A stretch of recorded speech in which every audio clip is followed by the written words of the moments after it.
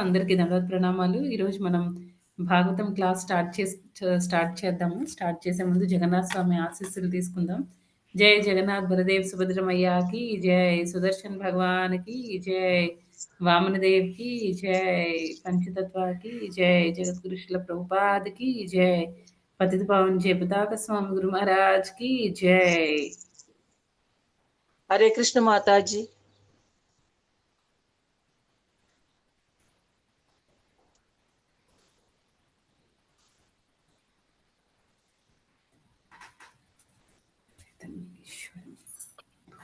హరే కృష్ణ మాతాజీ. అందరికీ హరే కృష్ణ అండి.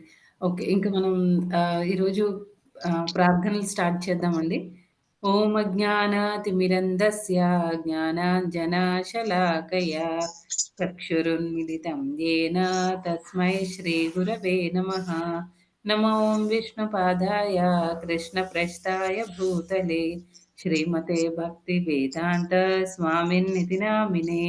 నమస్తే సారస్వతే దేవే గౌరవాణి ప్రచారిణే నిర్విశేష శూన్యవాది పాశ్చాత్య దేశతారిణే. జయ శ్రీ కృష్ణ చైతన్య ప్రభు నిత్యానంద శ్రీ అద్వైత గదాధర శ్రీవాసాది గౌర భక్త వృంద. హరే కృష్ణ కృష్ణ కృష్ణ హరే హరే, హరే రామ రామ రామ హరే హరే. మూకం కరోతి వాచాలం పంగుం లంఘయతే గిరిం యత్కృపాతమహం వందే శ్రీగురుం దీనతారిణం పరమానందమాధవం శ్రీ చైతన్య ఈశ్వరం. కీర్తన జయ రాధమాధవ కీర్తన చేసి అప్పుడు స్టార్ట్ చేద్దామండి. ఇంకా జయ రాధా మాధవ కుంజ బిహారీ, జయ రాధా మాధవ కుంజ బిహారీ, జయ గోపీ జన వల్లభ గిరివరధారీ, యశోదనందన వ్రజ జనరంజన యమున తీరావనచారి, యమున తీరావనచారి. జయ రాధా మాధవ కుంజ బిహారీ, జయ గోపీ జన వల్లభ గిరివరధారీ. హరే కృష్ణ కృష్ణ కృష్ణ హరే హరే, హరే రామ రామ రామ రామ హరే హరే. హరే కృష్ణ కృష్ణ కృష్ణ హరే హరే, హరే రామ రామ రామ రామ హరే హరే. హరే కృష్ణ కృష్ణ కృష్ణ హరే హరే, హరే రామ రామ రామ హరే హరే. హరే కృష్ణ కృష్ణ కృష్ణ హరే హరే, హరే రామ రామ రామ హరే హరే. హరే కృష్ణ కృష్ణ కృష్ణ హరే హరే, హరే రామ రామ రామ హరే హరే. హరే కృష్ణ కృష్ణ కృష్ణ హరే హరే, హరే రామ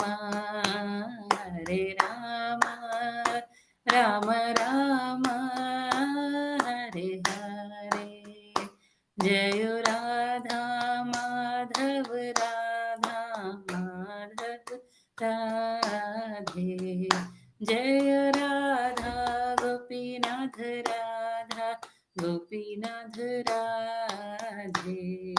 जय राधा गोपाल राधा गोपाल राधे। जय जगन्नाथ जय बलदेवा सुभद्रमायि जय सुदर्शना। जय पञ्चतत्त्वा जय गौरनिताय पञ्चतत्त्वा जय गौरनिताय निताय गौर हरि बोल हरि बोल हरि बोल निताय गौर हरि बोल। जय जय प्रभुपाद प्रभुपाद प्रभुपाद जय जय प्रभुपाद। जय जय गुरुदेव गुरुदेव गुरुदेव जय जय गुरुदेव।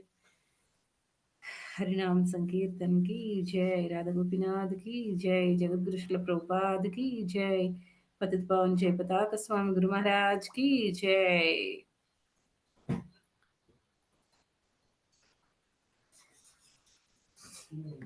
యెస్. హరే కృష్ణ అండి అందరికీ. ఈరోజు మనం 4వ స్కందం 15వ అధ్యాయం చూద్దామండి. మాతాజీ అందరి దగ్గర బుక్స్ ఉంటే ఓపెన్ చేయండి మాతాజీ. అంటే నా దగ్గర తెలుగు బుక్ లేదు. నేను ఓన్లీ శ్లోక మాత్రం చదువుతాను.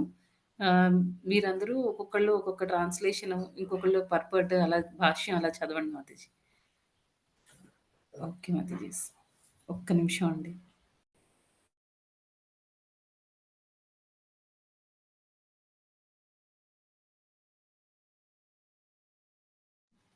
ఏమిటి?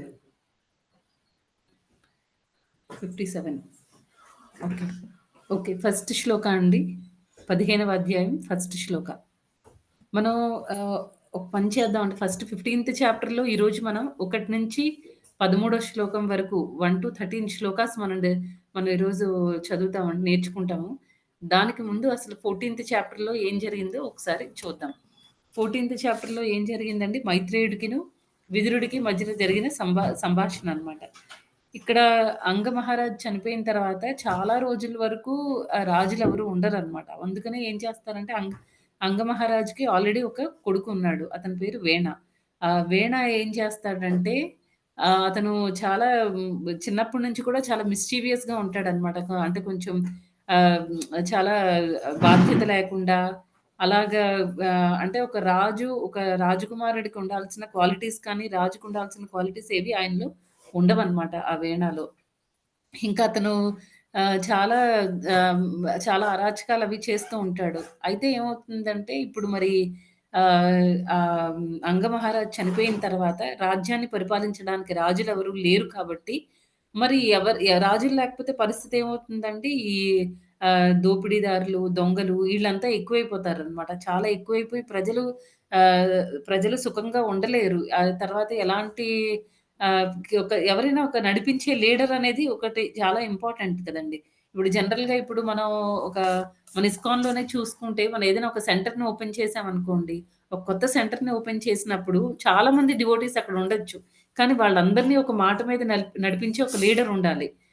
ఈవెన్ మనకి జనరల్‌గా ఫ్యామిలీ లైఫ్‌లో కూడా మనకి ఇంట్లో ఒక పెద్ద అనేవాళ్ళు ఉండాలి. లేకపోతే ఏమవుతుంది, ఇంట్లో పిల్లలు పెద్దవాళ్ళే ఎవరికి నచ్చినట్టు ఆళ్ళు తల్లి, తండ్రి తర్వాత వాళ్ళ పేరెంట్స్ అందరూ ఎవరికి నచ్చినట్టు నేనే పెద్ద ఇంటికి అన్నట్టు అందరూ ఎవరికాళ్ళు బిహేవ్ చేస్తూ ఉంటే ఏమవుతుంది, ఆ కుటుంబం అనేది ఒక ప్రాపర్‌గా రన్ అవ్వదు. అంతా చిన్నాభిన్నం అయిపోతుంది గదా! రాజ్యం కూడా అంతే అన్నమాట.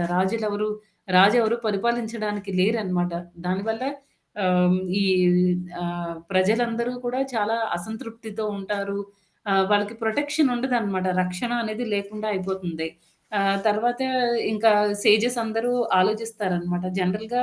ఆహ్, ఒక జనరల్‌గా బ్రాహ్మణులు ఆళ్ళందరూ కింగ్‌కి ఎవరిని కింగ్ చేయాలి? లేకపోతే ఆ కింగ్ సరిగ్గా పరిపాలిస్తున్నారా? లేదా? అతనికి పరిపాలించడానికి కావాల్సిన మంచి ఇన్‌స్ట్రక్షన్స్ అన్నమాట. అవన్నీ ఇవ్వడము, అవన్నీ జనరల్‌గా బ్రాహ్మణులు వాళ్ళు చేస్తూ ఉంటారు కదండీ! ఇప్పుడు ఈ కేస్‌లో రాజ్యంలో ఉన్న ఈ సేజెస్ అందరూ, ఆ బ్రాహ్మణులందరూ కూడా ఒక దగ్గర సమావేశమయ్యి ఆలోచిస్తారనమాట. ఇలా ఇలా ఉంది రాజ్యం పరిస్థితి. ప్రజలందరూ కూడా చాలా అసంతృప్తితో, చాలా సంతోషం లేకుండా, ఆనందం ఏమీ లేకుండా, చాలా బాధగా, దుఃఖంగా వాళ్ళ జీవితాలని వాళ్ళు గడుపుతున్నారు. తర్వాత ఈ దొంగలు, దోపిడీదారులు వీళ్ళందరూ కూడా ఎక్కువైపోయారు.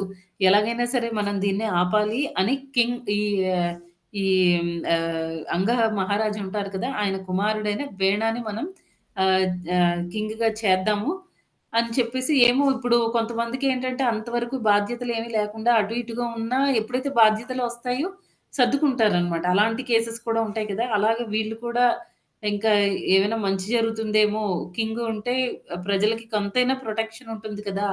అని చెప్పేసి అందరూ కలిసి సునీతతో మాట్లాడి అంటే వీణ వాళ్ళ అమ్మతో మాట్లాడి మొత్తానికి ఈ వీణని కింగ్ వీణాని మహారాజుగా చేస్తారనమాట.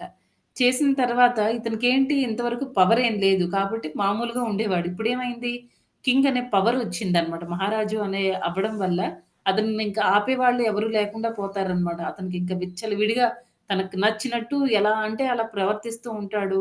దానివల్ల ఏమవుతుందంటే, ఈ దొంగలకి, దోపిడీదారులు వీళ్ళందరికీ ఏంటంటే, ఎవరు కంట్రోల్ చేసిన వాళ్ళు లేరు. వాళ్ళింకా విజృంభిస్తారనమాట. తర్వాత ఈ వీణ ఏంటంటే, ఈ రిలీజియస్ యాక్టివిటీస్ ఏవి సాక్రిఫైసెస్ అంటే యజ్ఞాలు చేయించడం, హోమాలు చేయించడం, భగవంతుడికి సంబంధించిన కార్యాలవి చేయించడం అవన్నీ ఆపేస్తాడనమాట. దానాలివ్వడము ఇవేమి ఉండవనమాట. ఇంకా మొత్తం అరాచకాలు అవన్నీ స్టార్ట్ అయిపోతాయన్నమాట రాజ్యంలో. ఇంతకు ముందు కంటే పరిస్థితి ఇంకా దారుణంగా అయిపోయిందన్నమాట. ఈ వేణుడు రాజ్యభారాన్ని తీసుకున్న తర్వాత అతను భారం ఏం తీసుకోలేదు. జస్ట్ ఆ పవర్‌ని ఉపయోగించుకుంటున్నాడన్నమాట. దానివల్ల ఏమవుతుందంటే ఇంకా ప్రజలందరూ ఇంకా అసంతృప్తిగా ఉంటారు.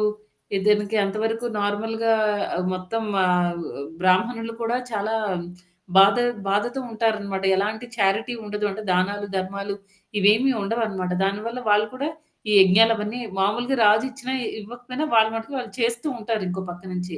కానీ అలాంటివేమీ రాజ్యంలో జరగవనమాట. తర్వాత మళ్ళీ ఈ సేజెస్ అందరూ కూడా, ఈ ఋషులందరూ కూడా ఒక దగ్గర మళ్ళీ సమావేశమవుతారు.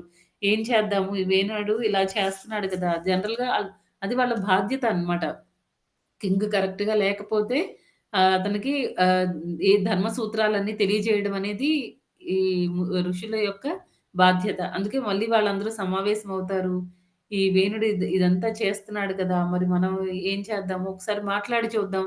ఇంకా ఫైనల్‌గా వాళ్ళు ఒక డెసిషన్‌కొచ్చేస్తారనమాట. మనం ఒక్కసారి చివరి అవకాశంగా అతనికి మంచి నీతి వాక్యాలు, తర్వాత ధర్మ సూత్రాలు అన్నీ మనం తెలియజేద్దాం. ఒకవేళ అతను ఒప్పుకోకపోతే మనం అతన్ని చంపేద్దాం అనేసి డిసైడ్ అయిపోతారనమాట. వెళ్తారు.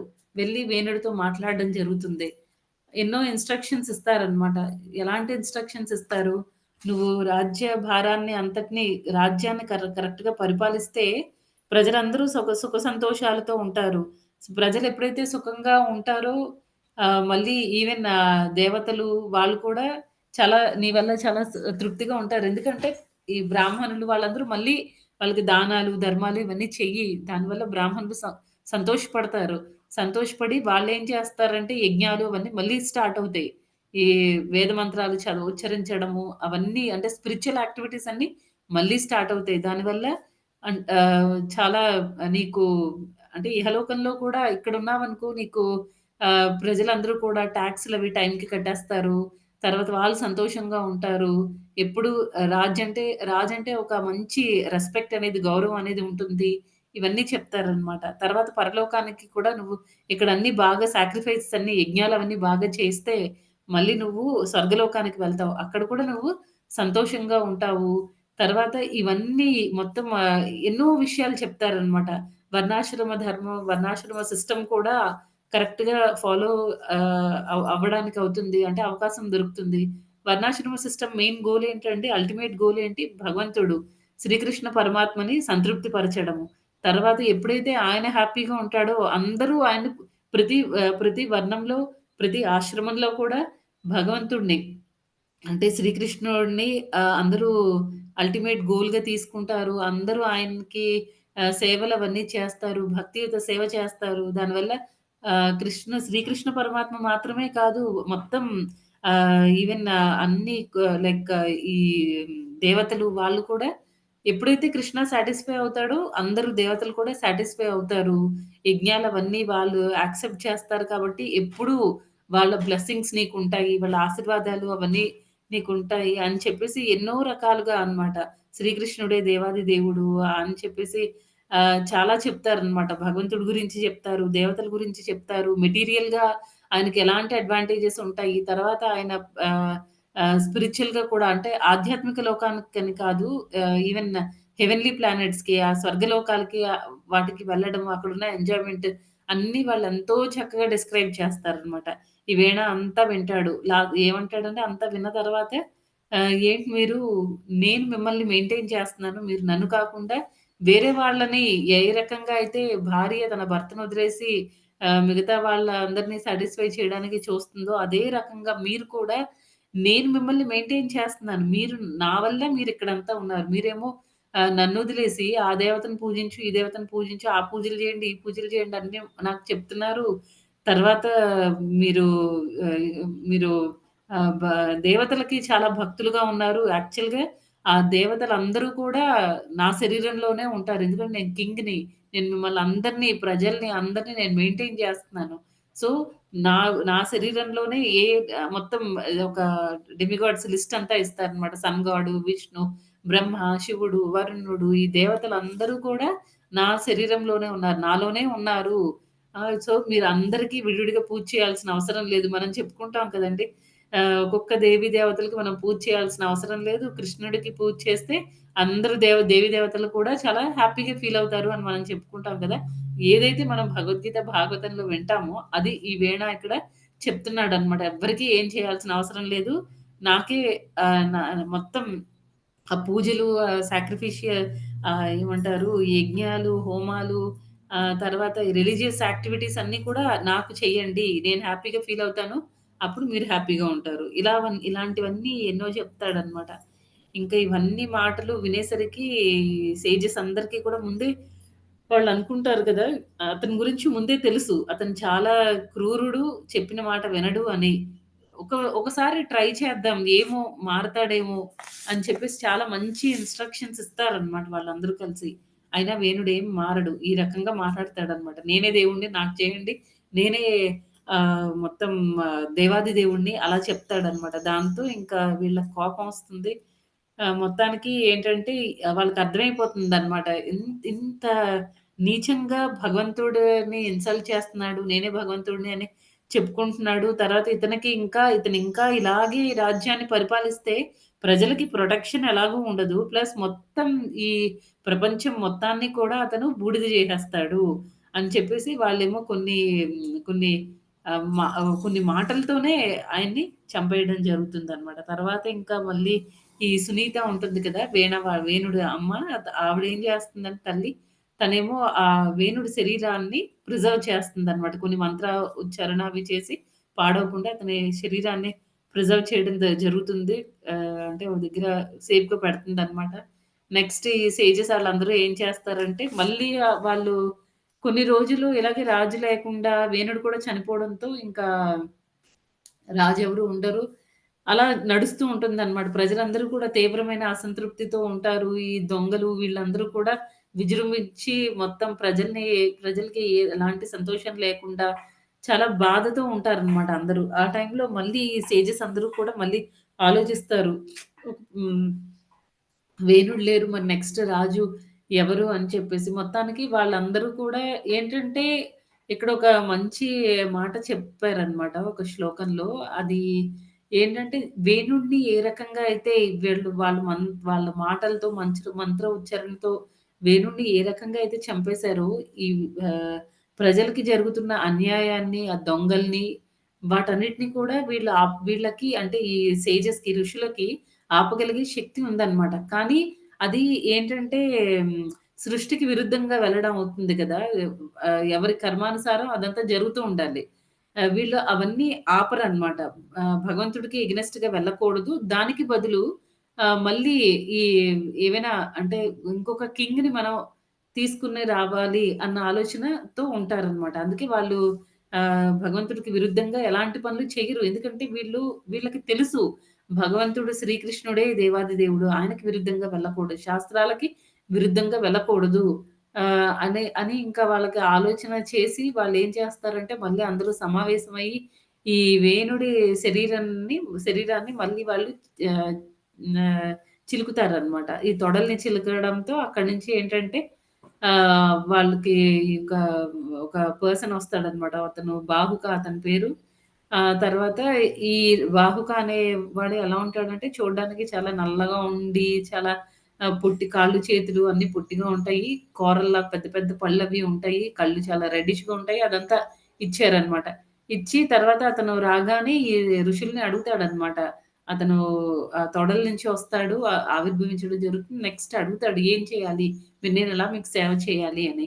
అప్పుడు వాళ్ళేం చెప్తారంటే, "నువ్వు నిషాద వంశానికి నైషధ వంశానికి నువ్వు ఆహ్, నిన్ను అపాయింట్ చేస్తున్నాం. నువ్వు ఆ వంశాన్ని చూసుకో" అని. జనరల్‌గా ఈ నైషధ వాళ్ళు ఏం చేస్తారంటే, ఈ చాలా అతను మొ వీళ్ళేం చెప్తారంటే, "నువ్వు రాజు యొక్క పాపపు కార్యాలన్నిటిని నువ్వు తీసుకో" అంటే అని చెప్తారనమాట. ఈయన రెడీ అవుతాడనమాట. అతను అవన్నీ తీసుకుంటాడనమాట. రాజు యొక్క పాపపు కార్యాలన్నిటిని తీసుకుంటాడు. తీసుకొని అతను అది నైషధ క్లాస్‌కి అతను హెడ్ అవుతాడనమాట. వాళ్ళేం చేస్తూ ఉంటారంటే, వాళ్ళు చేసే పనులన్నీ ఇవే అన్నమాట. అంటే ఇప్పుడు వేణుడి శరీరము కొంతవరకు ప్యూరిఫై అయిందన్నమాట. నెక్స్ట్ ఇంకా అది కాదు కదా సొల్యూషన్. ఫస్ట్ స్టెప్‌గా వాళ్ళ అతని బాడీని ప్యూరిఫై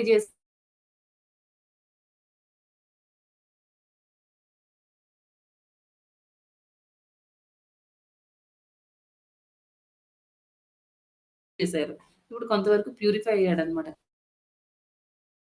గోల్ ఏంటి అంటే రాజు కావాలన్నమాట వాళ్ళకి. వేణుడి వంశం నుంచి రాజు కావాలి.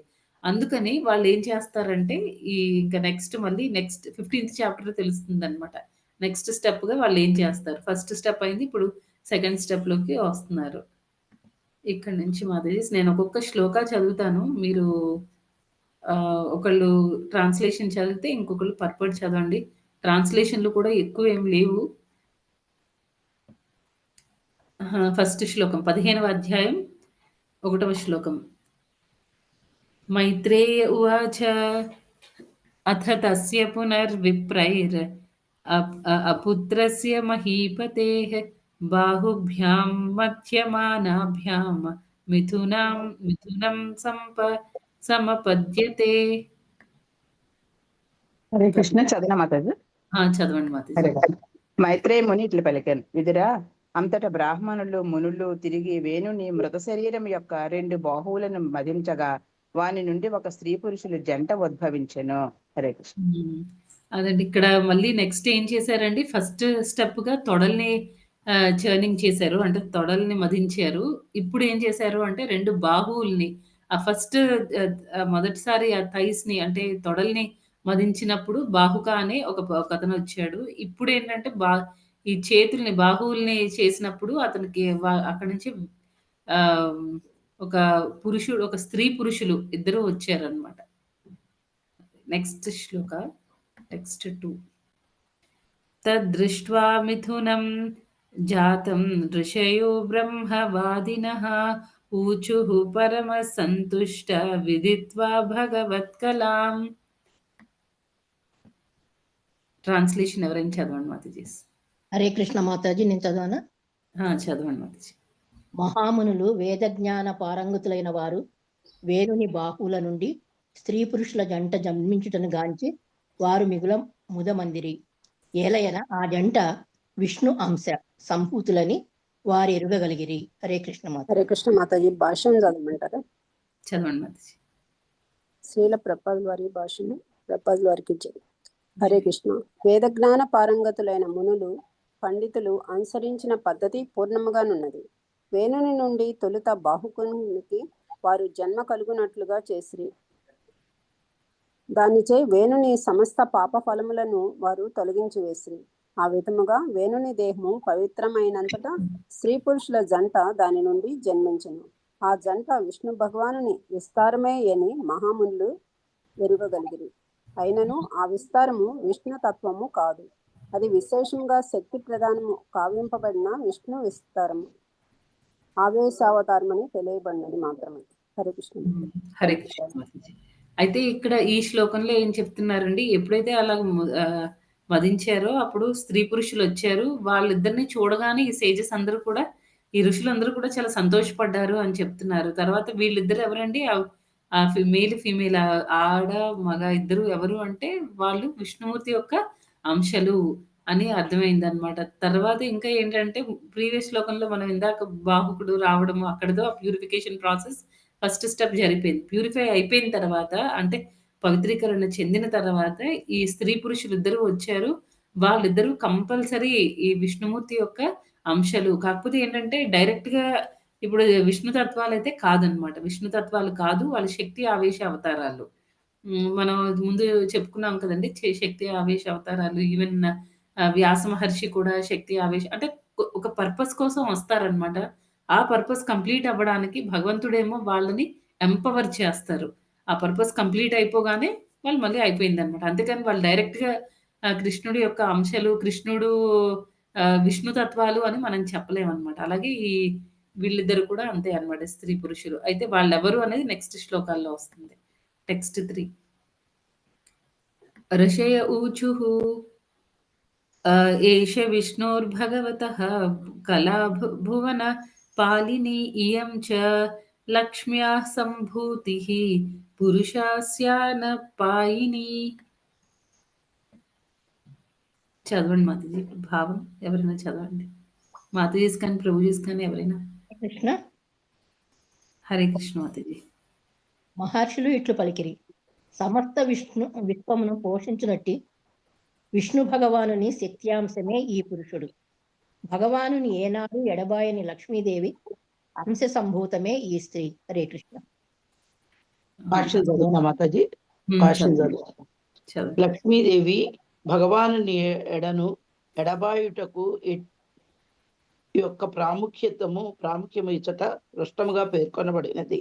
భౌతిక జగత్తు నందలి మనుజులు లక్ష్మీదేవి ఎడ పరమ ప్రియమును కలిగి ఉందురు. సంపత్తులు రూపములో ఆమె అనుగ్రహమును వారు కోరుదురు. కానీ లక్ష్మీదేవి విష్ణువును ఎడబాయుట అన్నది వారెరుగవలసి ఉన్నది. కనుక లక్ష్మీదేవి శ్రీ విష్ణు భగవానునితో పాటు అర్చించవలేను. ఆమె విడిగా అర్చింపరాదనియు లౌకికులు తెలుసుకొనవలెను. అనగా లక్ష్మీదేవి అనుగ్రహమును బడయగోరు వారు ఆమెను విష్ణువుతో పాటుగా అర్చించి లౌకిక సంపత్తులను పొందవచ్చును. ఒకవేళ లౌకికుడు రావణుని విధానము అనుసరించగోరినచో ఆ ఏర్పాటు పద్ధతి అతనిని నశింపచేయగలదు. లక్ష్మీ కటాక్షమును బడసి ఈ జగత్తులో ధనవంతులైన వారు తమ సంపత్తులను భగవత్ సేవలో వినియోగించవలను. దానిచే వారు తమ సంపత్ వృద్ధమైన స్థితిని ఎటువంటి కల్లోలము లేకుండా కొనసాగించగలరు. హరే కృష్ణ. హరే కృష్ణ మాతాజీ. అయితే ఇక్కడ ఏం చెప్తున్నారంటే ఈ శ్లోకంలో వచ్చిన ఆ పురుషుడు భగవంతుడు యొక్క అంశ అండ్ స్త్రీ ఏమో లక్ష్మీదేవి యొక్క అంశ. ఇద్దరు కలిసే వచ్చారు అని చెప్తున్నారు.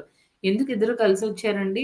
లక్ష్మీదేవి ఒక్క క్షణం కూడా స్వామిని వదిలి ఉండలేదన్నమాట. ఎప్పుడు ఆవిడ భగవంతుడు పాదసేవలో ఉంటుంది. అందుకనే ఆవిడ కూడా వచ్చారన్నమాట. ఇద్దరు కలిసి వచ్చారు.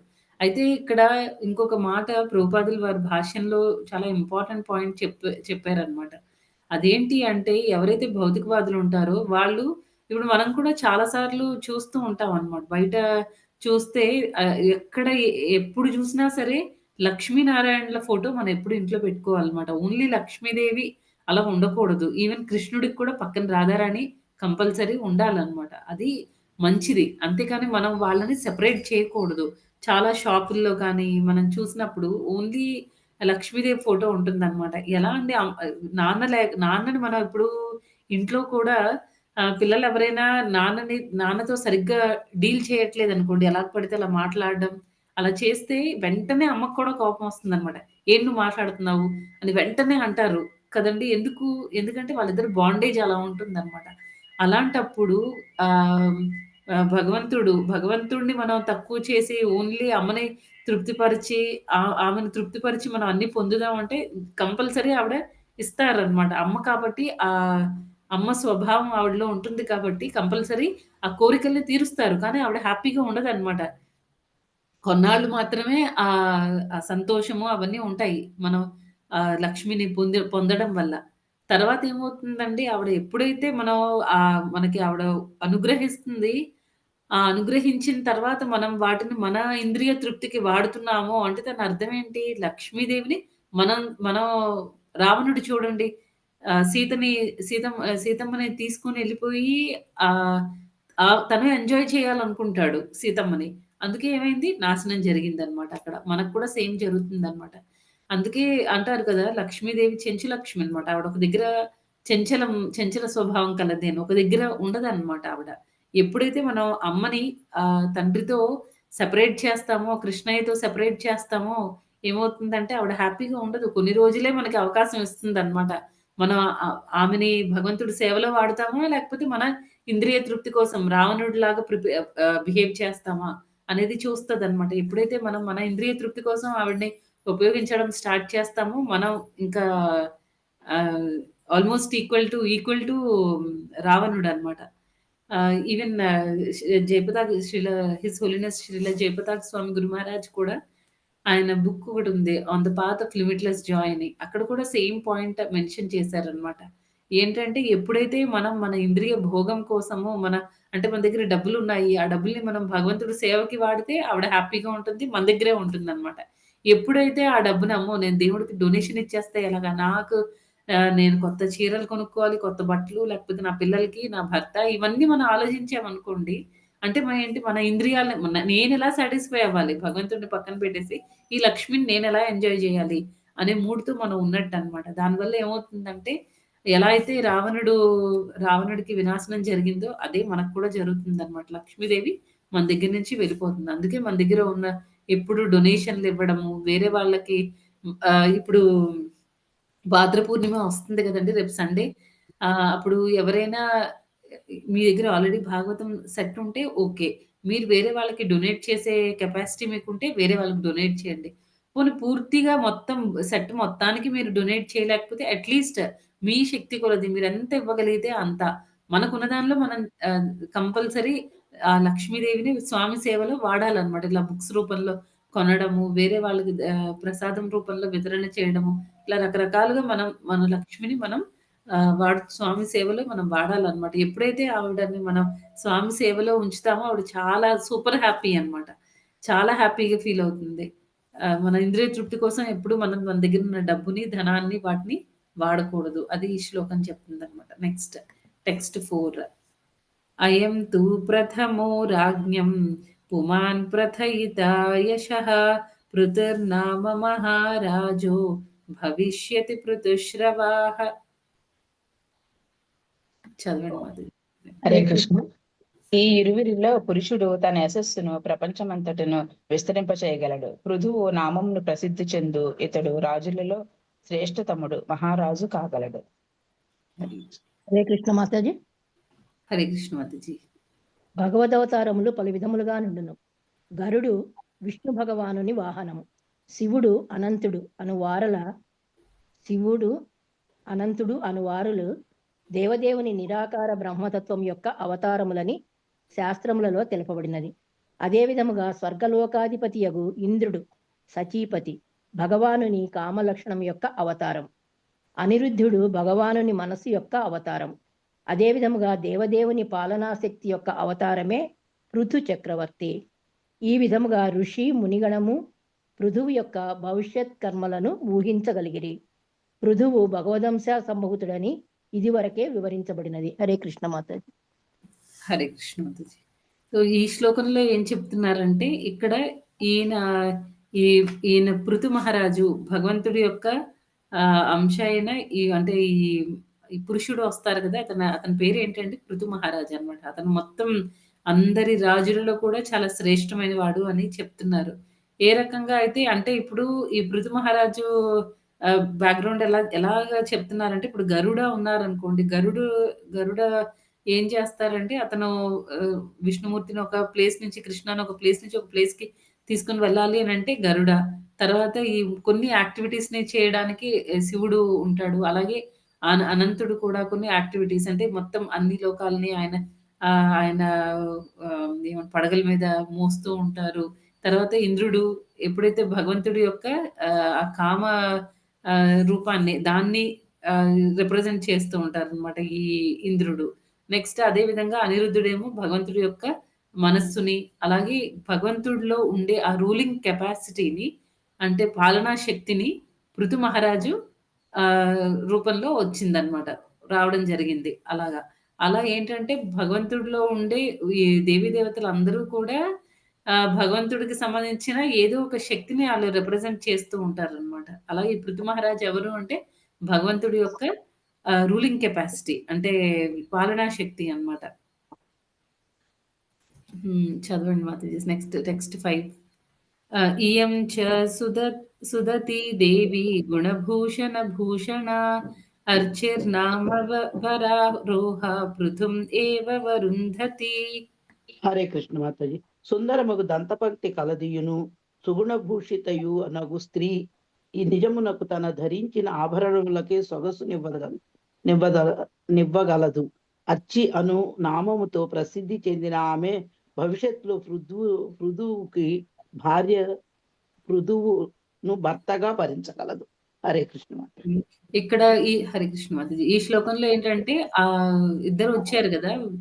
బాహుల్ని మదించినప్పుడు ఒక స్త్రీ, ఒక పురుషుడు. ఆ స్త్రీ పురుషుడేమో సాక్షాత్తు భగవంతుడి యొక్క శక్తి ఆవేశ అవతారము. తర్వాత ఈ స్త్రీ ఎవరు అనంటే ఆవిడ పేరు అర్చి అని ఫ్యూచర్‌లో పృథు మహారాజుని వివాహం చేసుకుంటుంది అని చెప్పారు. తర్వాత ఆవిడని కొంచెం డిస్క్రైబ్ చేశారనమాట. చాలా అందంగా ఉందనమాట. ఎంత అందంగా ఉందంటే ఆవిడ వేసుకున్న ఆభరణాలకే ఆవిడ అందం ఇచ్చిందనమాట. జనరల్‌గా మనం వేసుకుంటే ఇది మనకు బావుంది కదా! ఇది బాలేదు, ఇది బావుంది. అంటే ఏంటి ఆహ్, ఆభరణం వేసుకోవడం వల్ల మనకు అందం వస్తుంది. కానీ ఇక్కడేంటంటే ఆభరణాలకి ఈ అర్చి వల్ల అందం వచ్చింది అని చెప్తున్నారు.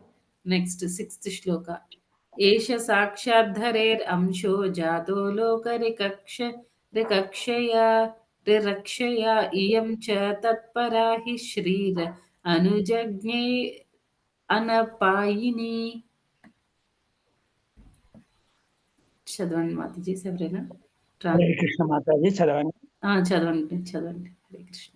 ప్రపంచ జనులను రక్షించుటకు భగవానుడే తన శక్త్యాంశచే పృథువు రూపమున అవతరించెను. లక్ష్మీదేవి భగవాను నిత్య సహచరి కనుక తన అంశచే అర్చి రూపమున అవతరించినది. అర్చి పృథువునకు రాణి కాగలదు. భాష్యం చదవాలన్న మాతాజీ. చదవండి ప్రభుజీ. భాష్యము. మనుజుడు ఏదేని అసాధారణమగు శక్తిని గాంచినప్పుడు భగవాను పాక్షిక ప్రాతినిధ్యము అందు కలదని నిర్ణయించుకొనవలెను.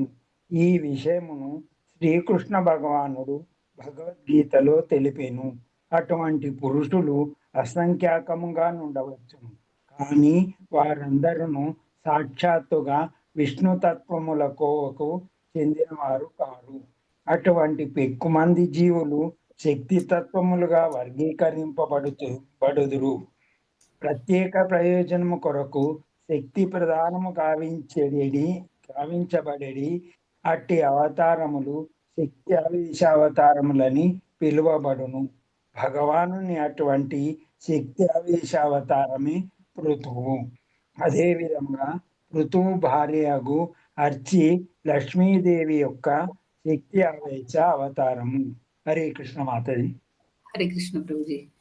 అయితే ఇక్కడ ఏం చెప్తున్నారండి, భగవంతుడు ఒక శక్తి ఆవేశం అవతారాలు వీళ్ళిద్దరూ అంటే పృథు మహారాజు, అర్చి కూడా. కాకపోతే ఏంటంటే శక్తి ఆవేశ అవతారాలంటే ఈక్వల్ టు విష్ణు తత్వాలు కాదు.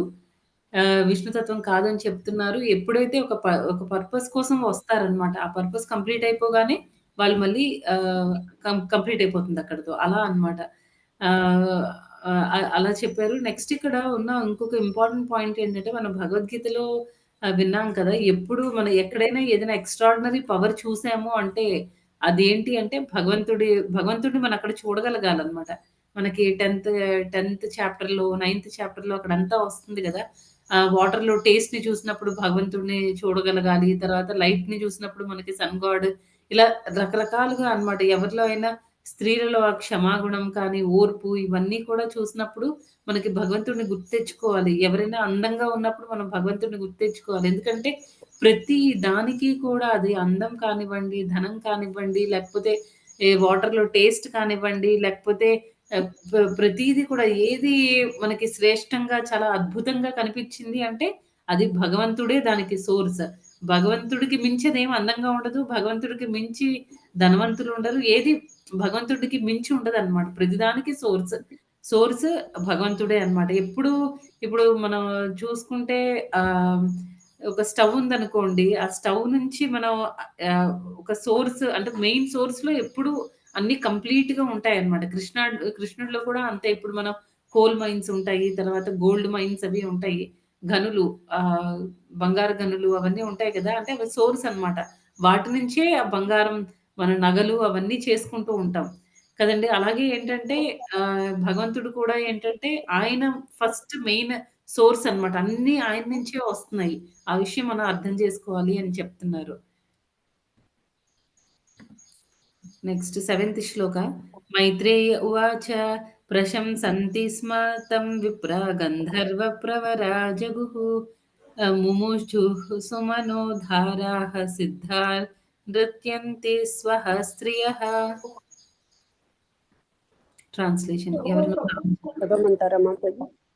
చదవండి మాతాజీ. మైత్రేయుడు పలికెను, విదుర, ఆ సమయమున బ్రాహ్మణులందరూ మృదువును మిగుల కొనియాడిరి. గంధర్వలోక గాయకులు అతని మహిమలను కీర్తించిరి. సిద్ధలోకవాసులు పుష్పవృష్టి కురిపించగా స్వర్గలోకమునకు చెందిన సౌందర్యవంతులకు స్త్రీలు పారవస్యంతో నృత్యము చేసిరి. హరే కృష్ణ మాతాజీ, ధన్యవాదాలు. హరే కృష్ణ మాతాజీ. చూసారా భగవంతుడిని ఎలా వెల్కమ్ చేస్తున్నారో ఇక్కడంతా పృథు మహారాజుని బ్రాహ్మణులందరూ కూడా గ్లోరిఫై చేస్తున్నారు. పొగుడుతున్నారు భగవంతుడి గురించి. చాలా బాగా చెప్పుకుంటున్నారనమాట. నెక్స్ట్ ఇక్కడ గంధర్వులు వాళ్ళేం చేస్తున్నారు, వాళ్ళు మంచి సింగర్స్ అన్నమాట. వాళ్ళు బాగా పాడతారు. వాళ్ళు ఎవరు ఎవరికి చేతనైన విధంగా వాళ్ళు భగవంతుడికి వెల్కమ్ చెప్పడం అన్నమాట ఇక్కడ.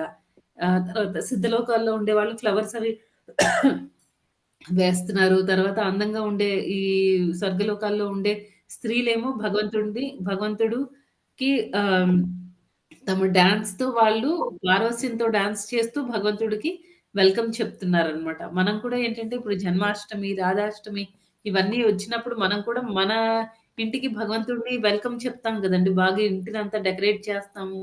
తర్వాత రకరకాల ఆహ్ ఐటెమ్స్ అన్నీ ప్రసాదం భోగా అంతా ప్రిపేర్ చేస్తాము. భగవంతుడిని వెల్కమ్ చెప్పడం అన్నమాట.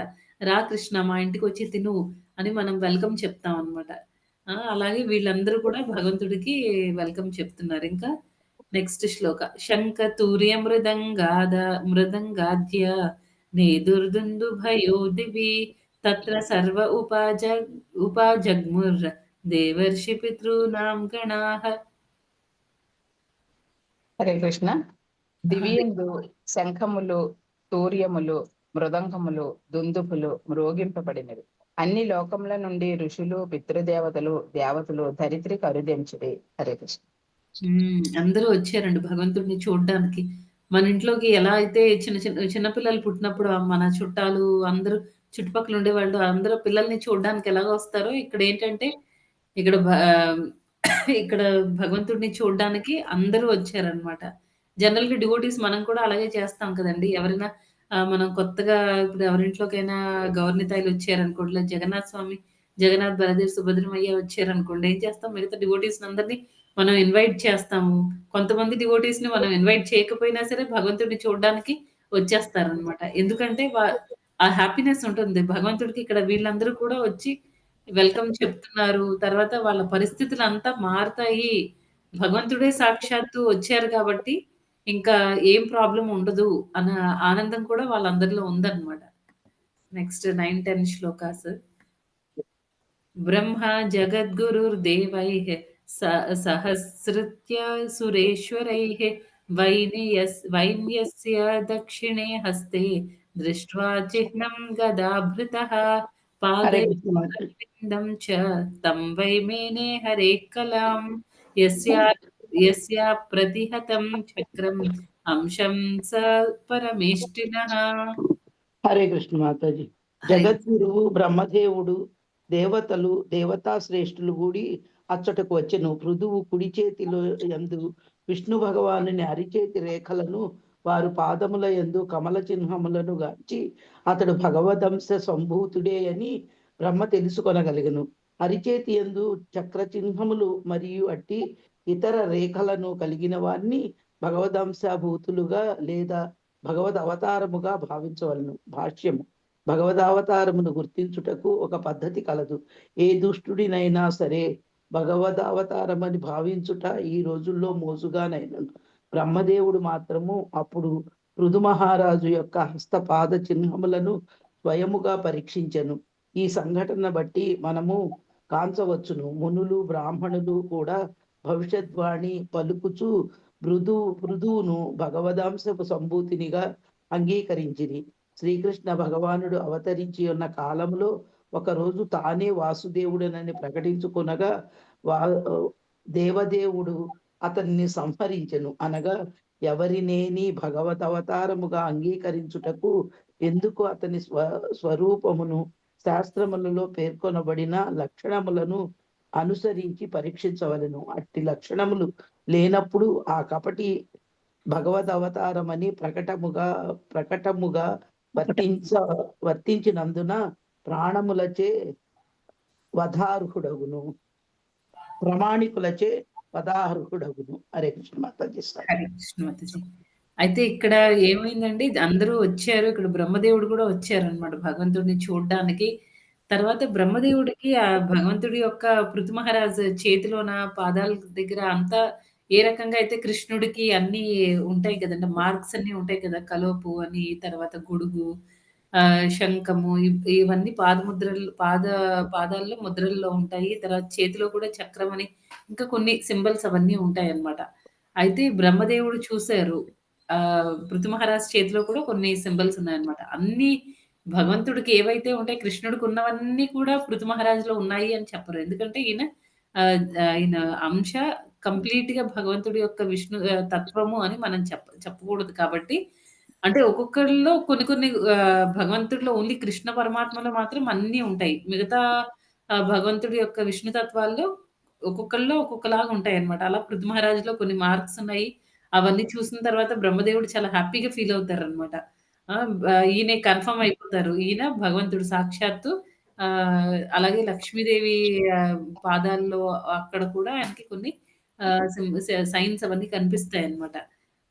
వాళ్ళే వాళ్ళిద్దరూ లక్ష్మీనారాయణులు, విష్ణుమూర్తే సాక్షాత్తు పృథు మహారాజ్ లాగా వచ్చారు అనే విషయం అర్థమవుతుందన్నమాట. అంటే ఇక్కడ బ్రహ్మదేవుడు కన్ఫర్మ్ చేశారు కదా! అలాగే మనకెందుకు చెప్తున్నారు అంటే, చాలా మంది మనం కూడా చాలా మందిని బయట మనం చూస్తూ ఉంటాం అన్నమాట భౌతిక ప్రపంచంలో. ఎవరికి వాళ్ళే చెప్పేసుకుంటారు నేనే భగవంతుడిని అని. ఆహ్, కృష్ణుడి టైంలో అంటే ద్వాపరయుగం టైంలో అప్పుడు పౌండ్రక వాసుదేవుడు అని చెప్పేసి పౌండ్రకుడు అనే ఉండేవాడు. అతనేంటంటే నేనే వాసుదేవుడిని అని చెప్పేసి అతను 4 చతుర్భుజ రూపంలో ఇంకొక 2 చేతులు అటాచ్ చేసుకొని, తర్వాత శంఖ చక్రాలన్నీ పట్టుకొని నేనే దేవుడిని అని చెప్పేసి అతను చాలా ప్రాపగేట్ చేసుకునేవాడన్నమాట. పబ్లిసిటీ ఇచ్చుకునేవాడు నేను దేవుడిని అని. అయితే ఇవన్నీ చూసిన తర్వాత కృష్ణుడికి చాలా కోపం వచ్చిందన్నమాట. ఇంకా ఫస్ట్ కృష్ణుడు అతన్ని చూసి అతని వాళ్ళకం చూడండి, ఇప్పుడు అంటారు కదా! డ్రామా ఆర్టిస్ట్‌లు ఎలా ఉంటారు, అలా తయారయ్యాడన్నమాట ఈ పౌండ్రకుడు. అవన్నీ చూసి కృష్ణుడు ఫస్ట్ నవ్వుకుంటాడు. తర్వాత ఆయనకు కోపం వస్తుంది. చంపేస్తాడన్నమాట.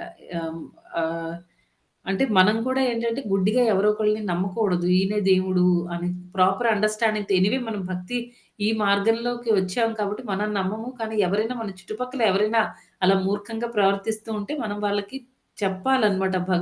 ఈ భాగవతంలో ఇలా ఉంది. పృథు మహారాజ్ వచ్చినప్పుడు ఆయనకి సైన్స్ అన్నీ ఈ సైన్స్ కాళ్ళలో ఉన్నాయి. ఈ సైన్స్ చేతుల్లో ఉన్నాయి. తర్వాత అంతే కాకుండా చైతన్య మహాప్రభు ఆవిర్భవించినప్పుడు కూడా ఆయన చేతుల్లో, కాళ్ళలో కూడా కొన్ని సైన్స్ ఉన్నాయన్నమాట. అవి మనకి ఇండికేషన్. అది ఓన్లీ ఆ టైంలో ఉండేవి. బ్రహ్మదేవుడు కాబట్టి చూడగలిగారు. ఇప్పుడు మనం చూడలేము అదేం లేదు. మనం కూడా చూడొచ్చన్నమాట. అలా ఏంటంటే ఆ సైన్స్ అన్నీ ఉంటేనే వాళ్ళు ఆహ్, కృష్ణుడు వాళ్ళు భగవంతుడు లేకపోతే భగవంతుడి యొక్క అంశ లేకపోతే కాదు అనే విషయాన్ని తెలుసుకోవాలనమాట. నెక్స్ట్ ఇంకా మనం ఇంకో ఎగ్జాంపుల్ చూడాలంటే 'భక్తి వినోద్ ఠాకూర్'. ఆయన టైంలో ఏం జరిగిందంటే ఎవరో ఒక బాబా వచ్చాడు. అందరూ ఇంకా ఆయనేదో కొంచెం గాల్లో నుంచి బూడిద తీయడం, కొంచెం మ్యాజిక్‌లు ఏవో చేయడం, గాల్లో తేలడం, మళ్ళీ కిందకెళ్ళడం, సడెన్‌గా డిసపియర్ అయిపోవడం, మాయమైపోవడం ఇవన్నీ చేశాడనమాట. ఇలాంటివన్నీ చూసేసరికి జనాలందరూ ఓహ్! ఇతనికి ఎంత కెపాసిటీ ఉంది. ఎంత పవర్‌ఫుల్. మా పిల్లలకి వాళ్ళ పిల్లలకి పిల్లలు పుట్టకపోతే ఈ బాబాని ఆశ్రయించడం ఏదో కొన్ని కోయిన్సిడెన్స్ వల్ల లేకపోతే ఏదో కొన్ని ఏదో కొంచెం ప్రాక్టీస్ వల్ల వాళ్ళకి ఏదో మంచి జరిగేదనమాట ఈ బాబా వల్ల. దాంతో ఇంకా ఏంటంటే జనాలందరూ గుడ్డిగా నమ్మేవాళ్ళు 'భక్తి వినోద్ ఠాకూర్' టైంలో. తర్వాత 'భక్తి వినోద్ ఠాకూర్ మహారాజ్' ఏమో ఆయనకి ఈ విషయం తెలిసి ఇంకా చాలా పొలైట్‌గా చెప్తారనమాట. ఎందుకు ఇవన్నీ చేస్తున్నావు అంటే, ఈ ఇప్పుడు బాగా ఎవరైతే ఈ తామసిక గుణంలో ఉంటారో, వాళ్ళ మాటల్ని బట్టి మనకు అర్థమైపోతుందనమాట. దే ఆర్ నాట్ వాళ్ళు ఫిట్ కాదు. వాళ్ళు భగవంతుడు ఇప్పుడు కృష్ణుడిలో లక్షణాలు ఎలా ఉంటాయండి? ఆహ్, భృగు మహారాజు గుండెల మీద తన్నప్పుడు స్వామి అయ్యో! మీ కాళ్ళకి నొప్పొచ్చిందేమో అని ఆలోచిస్తాడనమాట. హిరణ్యకశిపుడు, తర్వాత శిశుపాలుడు ఎన్నో తప్పులు చేస్తున్నా వాటన్నిటిని కూడా భగవంతుడు చాలా మటికి ఓర్చుకుంటాడనమాట. ఎప్పుడైతే భగవంతుడి యొక్క భక్తుల్ని వాళ్ళు హింస పెట్టడం స్టార్ట్ చేస్తారో ఇంకప్పుడు భగవంతుడు డిసైడ్ అయిపోతారనమాట. వీళ్ళనిలా వదలకూడదు అని. తర్వాత ఇంకా ఈ ఎవరు 'భక్తి వినోద్ ఠాకూర్ మహారాజ్' చాలా పొలైట్‌గా చెప్తారనమాట. "నువ్వు చేస్తున్నది రాంగ్. జనాలనెందుకు అలా మోసం జేస్తున్నావు" అని. నేనేం చేశాను, వాళ్ళే మోసపోవడానికి రెడీగా ఉన్నారు. నాకొచ్చిన విద్యని నేను చూపిచ్చాను. యాక్చువల్‌గా నేను జనాలందరికీ నేను చాలా మేలు చేస్తున్నాను అని ఏదేదో మాట్లాడతాడనమాట. ఇంకప్పుడు ఆయన మొత్తానికి తర్వాత వాళ్ళిద్దరి మధ్య జరిగిన దాని వల్ల ఇంకా ఆహ్, బాబు ఫాల్గు బాబా చనిపోవడం జరుగుతుందనమాట. అలా ఏంటంటే మనం కూడా ఎవరో ఒకళ్ళని ఇవన్నీ చదువుతూ వేరే వాళ్ళకి అవేర్‌నెస్ ఇవ్వాలనమాట. ఇలా ఎలా పడితే అలాగా నమ్మకూడదు. దానివల్ల నష్టం జరుగుతుంది అని. నెక్స్ట్ 11థ్ శ్లోక. తస్యాభిషేక ఆరబ్ధో బ్రాహ్మణైర్బ్రహ్మవాదిభిः అభిషేచ్యానికాని అస్మై ఆజహృః సర్వతో జనాః. హరే కృష్ణ మాతాజీ. మాతాజీ హరే కృష్ణ. బ్రహ్మవాదులకు బ్రాహ్మణులు పిదప రాజు యొక్క పట్టాభిషేకమునకై ఏర్పాట్లు కావించిరి. సమస్త దిక్కుల నుండి జనులు ఉత్సవమునకై నానావిధ సామగ్రిని తెచ్చిరి. ఆ విధముగా అంతయు సంపూర్ణముగా నయ్యను. హరే కృష్ణ మాత. ఇక్కడ చూడండి జనరల్‌గా మన ఇంట్లో ఏదైనా మాతాజీ హరే హరే హరే కృష్ణ కృష్ణ. ప్రభుజీ. చెప్పండి ప్రభుజీ. హరే కృష్ణ ప్రభుజీ. ఓకే. అయితే ఇక్కడ ఈ శ్లోకంలో ఏం చెప్తున్నారంటే, ఇప్పుడు మనం జనరల్‌గా ఇంట్లో సత్యనారాయణ స్వామి పూజ అలాంటివి ఏమైనా పెట్టుకుంటే ఏమవుతుందండి ఇంట్లో సమస్త ఎవరైతే దిక్కుల నుండి ఇంటికొస్తారో వాళ్ళందరూ కూడా ఏదో ఒకటి తీసుకొని వస్తూ ఉంటారనమాట. ఏదో ఒకటి భగవంతుడి కోసం తీసుకొనొస్తారు గదా! అలాగే ఇక్కడ కూడా మొత్తం ప్రజలందరూ వచ్చారనమాట. రాజుని చూడ్డానికి, తర్వాత రాజుకి ఏమైనా ఇవ్వాలి అన్న దాంతో. మనం భగవంతుడికి ఏమిస్తామంటే, అలాగే ఇక్కడ రాజుకి వాళ్ళందరూ ఏమిస్తారు చెప్పండి? రాజు దగ్గర అన్నీ ఆల్రెడీ ఉంటాయి. అయినా సరే మన తృప్తి కోసం ఏదో ఒకటి కొంచెం ఇస్తే హ్యాపీ అన్నమాట. అలా వీళ్ళందరూ కూడా రకరకాలవేవో రాజు పట్టాభిషేకానికని తీసుకొనొచ్చారు. నెక్స్ట్ ఇంకా టెక్స్ట్ 12. సరిత్సముద్రాగిరయో నాగగావః ఖగామృగాः ద్యౌః క్షితేః సర్వభూతాని సమాజహృ ఉపాయనం. హరే కృష్ణ ప్రభుజీ మీరు చదువుతారా? ఇందాక మీరు చదువుతా మాతాజీ. చదవండి ప్రభుజీ. నదులు, సముద్రములు, పర్వతములు, సర్పములు, గోవులు, పక్షులు, మృగములు, ఉన్నత లోకములు, భూలోకము, సమస్తేతర జీవులు తమ శక్త్యానుసారము రాజునకు నానా విధములకు కానుకలను తెచ్చిరి. హరే కృష్ణ మాతాజీ. హరే కృష్ణ ప్రభుజీ. సోభిక్షితో మహారాజः సువాసా అలంకృతः పత్న్యార్చి కృతయా విరేజే అగ్నిరివాపరः. ట్రాన్స్లేషన్ మాతాజీ హరే కృష్ణ. చదవండి మాతాజీ. ఆ విధంగా హృతమహారాజు వస్త్రభూషణములతో శ్రేష్టముగా అలంకృతుడై పట్టాభిషక్తుడయ్యెను. అతడు మరియు శ్రేష్టాభరణ భూషిత మగు అతని భార్య వచ్చి అప్పుడు గోచరించిరి. హరే కృష్ణ మాతాజీ. వాళ్ళిద్దరికి పట్టాభిషేకం అయిందంటే రాజుకు పట్టాభిషేకం జరిగింది. వాళ్ళిద్దరూ చక్కగా సింహాసనం మీద కూర్చున్నారు.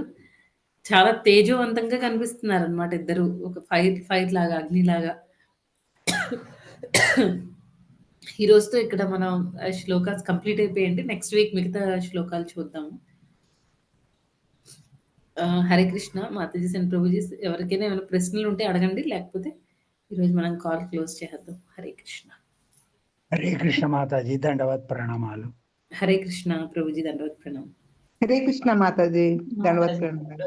హరే హరే కృష్ణ మాతాజీ, దండవత్ ప్రణామ్ మాతాజీ. కృష్ణ.